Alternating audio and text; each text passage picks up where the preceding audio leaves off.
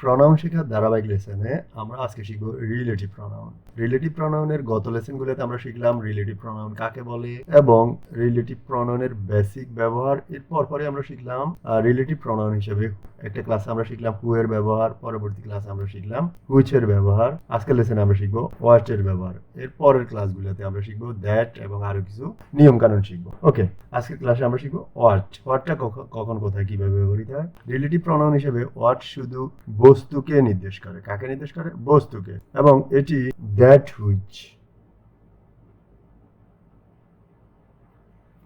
Which বা the things which, তার মানে এটি দ্যাট হুইচ বা দ্য থিংস হুইচ অর্থে ব্যবহৃত হয় এবং এটি একসাথে নাউন এবং রিলেটিভ প্রনাউন। নাউন মানে কোনো কিছু নাম, এটা আমরা বুঝি, এবং রিলেটিভ প্রনাউন হিসেবে কাজ করে। এর কোনো অ্যান্টিসিডেন্ট নেই। ওকে, আমরা উদাহরণে চলে যাই। What is said made me angry. হোয়াটটা হলো এখানে relative pronoun. What is done cannot be undone. Okay, হোয়াটটা হলো relative pronoun. Wise man care not for what they do not have. Okay, আমরা পরবর্তীতে দেখব দুইটা বাক্যকে ওয়ার্ড দ্বারা কিভাবে একটা বাক্যতে পরিণত করা যায় সেটা দেখব।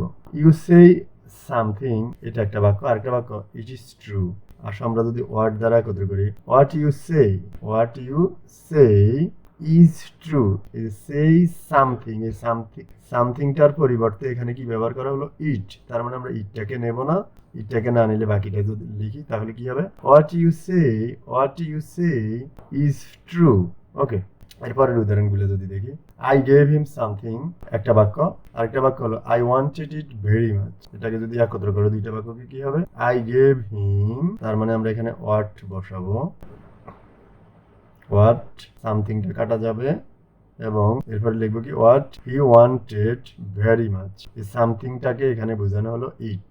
ওকে, এই আগের বাক্যের সামথিংটাকে পরের বাক্যতে ইট দ্বারা বোঝানো হলো। ওকে, আমরা কি করলাম? ওয়ার্ড বসিয়ে দুইটা বাক্যকে একত্র করে দিলাম। ওকে, এরপরে দেখো something was bought from the market.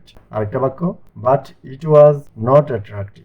এবার তুমি দুইটা বাক্যকে যদি একত্রে লেখো, দেখো ওয়ার্ড দ্বারা যদি একত্রে করো, what was bought from the market but it দ্বারা কাকে বোঝানো হলো? সামথিং, কিছুকে বোঝানো হলো। এরপরে কি লিখবো? এই যে was not attractive। ওকে,